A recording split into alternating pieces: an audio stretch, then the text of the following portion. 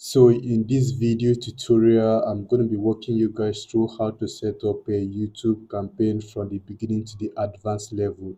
So when it comes to setting up a campaign, we actually have a three stages, right? So we have the campaign level, we have the ad group level, and also we have the ad level. So in this video tutorial, I'm going to be starting from the campaign level. I'm going to show you guys everything that you guys need to know regarding the campaign level, and once we are done with that, I'm going to be ending this video and I'm going to be creating another video to show you guys everything that you guys need to know regarding the ad group level, and also another video for the ad level. So the first thing that you're going to be doing here is just to come to your browser and type a ads.google.com. So once you type ads.google.com, then you can either click on create a campaign from here, or you can actually put it on campaign here, then click on this plus button in blue here to actually create a campaign. So if you have an existing campaign that you may be creating, but then you haven't really published that particular campaign, you can click on this resume campaign from draft here, right? So that you can actually continue the campaign from where you stopped.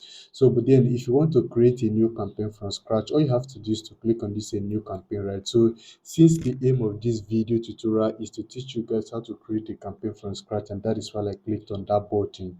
So on your end, you may not have an interface like this, right? But then if you have an interface like this, all you have to do is to scroll down to the bottom and click on this escape button so that you can actually skip. So when it comes to running Google ads or YouTube ads, we have a different campaign objectives, right? So if you are used to running ads on Meta and TikTok, you will agree with me that we have different campaign objectives, right? So as it is to Google ads or YouTube ads as well. So we have different objectives, right? Sales, leads, website traffic, app promotion. So you can even promote your apps on YouTube or via YouTube ads as well. So these things are actually possible. But then I'm going to be making use of leads campaign objective for the sake of this tutorial. So on your end, I would either recommend you use leads campaign objective or sales campaign objective. So if your aim is to make a sale, right, select sales campaign objective. And if your aim is actually to get leads, right, click on leads and use the lead campaign objective. So for this, I'm going to be selecting the lead objective.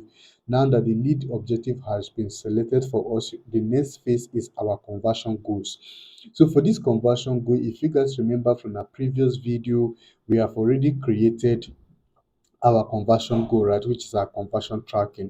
So if it is not appearing here, there's no cause to worry. All you have to do is to click on this add goal in blue here, click on this button, then you can see your conversion goal that you already created, right? So all you have to do is just to select it.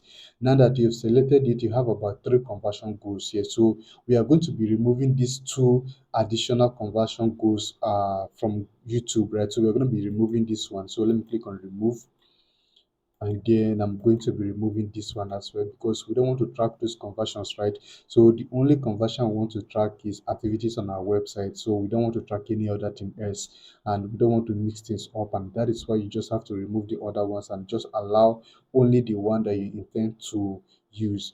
Then I'm going to be clicking on the continue button here. So once I click on the continue button, we are not yet done. So we see that we have a different campaign types. So we have the performance mass, search campaign, demand gen campaign, video campaign, display campaign, and shopping campaign. So now remember, your aim is actually to run YouTube ads, right? So since your aim is to run YouTube ad, I know you may want to like select a video, right? But then this is the option that we've been using in the past. But as I'm talking to you right now, YouTube ads has been moved from this video campaign type to under demand gen. So going forward, if you want to create your YouTube ads, it's advisable that you use demand gen as your campaign type. So even if you select video, right, you are still going to be redirected to demand gen. So I'm going to be selecting demand gen, and I'll be clicking on the continue button so for us to proceed. So now this is where we are going to be presented with the campaign level. So you see that right now we are on the campaign level, right? So because that's why it is highlighted for us in the light blue here. So we also have ad group level and ad level. But like I said, this video is strictly to explain everything to you guys, that everything you guys need to know about the campaign level, right? So the first thing you're going to be doing, just to give your campaign a name, just like how you do on other ads platform. So you can give it a name, probably a name of probably the product or the service that you're trying to run an ad on, right? So you see that we have different campaign goals, conversion, clicks, and YouTube engagement. But then I don't want to go by clicks or engagement, right? So we are actually want to run a conversion ads, right? So that is why this is selected for us as default and we are not going to be changing it. Now remember our conversion goal, which is contact, right? Which we've already selected before we go to this interface. But let's say if we haven't selected it, right? So you can click on this add goal here and you add your conversion goal. Now, we are not yet done. See this view through conversion optimization. So this is actually a new feature that has just been introduced by Google, right? So basically what this is saying is that you want to track conversions of people that actually watch your video ads, but these people they did not convert immediately, like they convert later in future. So you want to track this conversion. So we don't know how accurate this may be, right? So since we don't know how accurate this may be, and also you can see that this is actually in the testing phase, right? And that is why you are seeing better here. So since we don't know how accurate this may be, we're not going to be selecting this and we're just going to leave it the way it is at the moment. Then the next one is target cost per action. So for this target cost per action, what it means is that you are telling Google that this is the amount I am willing to pay for each person that is going to come to us as a lead. Like this is the amount I'm willing to pay for each lead, or this is the amount I'm willing to pay for each sales, right? But then since you're just starting the campaign like from the very first beginning, so you wouldn't know how much Google is going to be billing you for each lead or each sales, right? So it is not advisable that you put any figure here. So the most recommended stuff to do here is allow the campaign to run for at least 7 to 14 days. So once this particular campaign has been active for the past 7 to 14 days, definitely you are going to be seeing an average of how much you are being charged per each lead or per each sales. So this is actually going to give you an idea of what your cost per action will be. Then you can come here to set up the new campaign and then check this set a target cost per action and use that particular cost that you have been charging from your previous campaign. Now the next thing you have our budget, right? So for this budget you can either do daily budget or campaign total, but then I don't advise to use campaign total, right? So I would recommend that you use daily budget instead of campaign total. So now for this daily budget, I think the minimum that you can do is $5, right? But then I would recommend that you use an amount that you have the capacity to actually run your campaign with. That is one, and also depend on your industry as well. So imagine someone who is into real estate, right, and you want to run a campaign with $5. So this is just like wasting your funds, right? So yeah, make sure to use a reasonable budget so that your ad can actually display or serve to the right set of people. Now, once you have done that, you put your $5 or $10, depending on your capacity, right? So for this, I want you guys to neglect this because you see that Google is actually recommending $12 for us, right? Now, if you follow this recommendation, for instance, you put your campaign budget to $12. In the next 3 to 5 days, Google will come back again and still recommend additional higher budget for you to use again. So Google might come and tell you to okay, increase your budget to $20 so that you can get more results, right? So once you increase to $20, the next one they will recommend 30 or $50 for you, and that is how they will keep on recommending budget for you. So you don't have to go by this route at all. So all you have to do is just to use a budget that you know is within your financial capacity and also a budget that can give you reasonable results depending on your industry. Now, after you've done that, the next thing is your date, like when you intend to start the particular campaign and also when you intend to stop that particular campaign. Now, today is May 17, right? So, if I'm setting up this particular campaign, for instance, I want the campaign to start running from tomorrow instead of today. So, all I have to do is to click on the date, right? Then I'm going to be selecting tomorrow, which is Monday, right? So once this campaign is set up, what it means is that this campaign is going to start running from tomorrow instead of today. Even though the ad will be approved today, it will not start running from today. It's going to start running from tomorrow. So we also have an end date. So this end date means the date that you want this particular campaign to stop. So this is actually optional. That is why you are seeing none here. So if you put it on none here, what it means is that you want to run the campaign continuously until you post it by yourself manually. But in a situation whereby you may forget, right? So in a situation where you may forget, it's not advisable to use this none, right? You need to select a specific date, and then that date has to be a future date, right?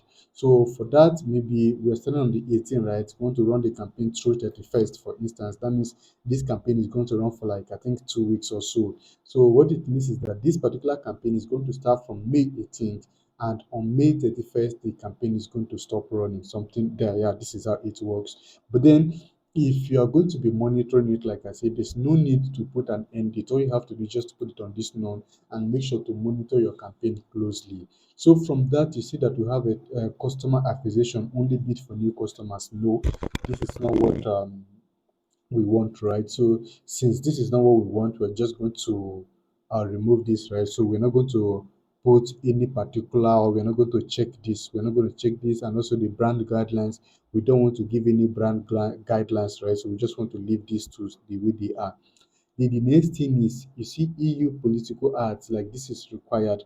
But then if you remember, these brand guidelines and this customer acquisition is not required. So this means that these particular options, these particular features are actually optional. So for this, our campaign has nothing to do with European Union politics, right? So since our campaign has nothing to do with that, I'm going to be selecting the second option that say no, this campaign doesn't have EU political ads. Now, the next thing that we are going to be setting is our location and targeting, that the location that you intend to target, and also the language that your people that you intend to show your ads also speak as well. So for this, you see that use campaign location and language setting. So if you intend to have more than one, two, three ad groups, right, in one campaign, it is advisable to set up your location and language targeting at the ad group level instead of setting it up at the campaign level. So, but then for the sake of this tutorial, we are just going to have one campaign and just one ad group and one ad, right? So since we're just going to have one campaign, one ad group, and one ad, I'm going to be setting up my campaign location, or the location I intend to target from the campaign level. So now you see that for any selected location, use presence people in or regularly in your location, right? And we have other one that people that are present or interested in your location.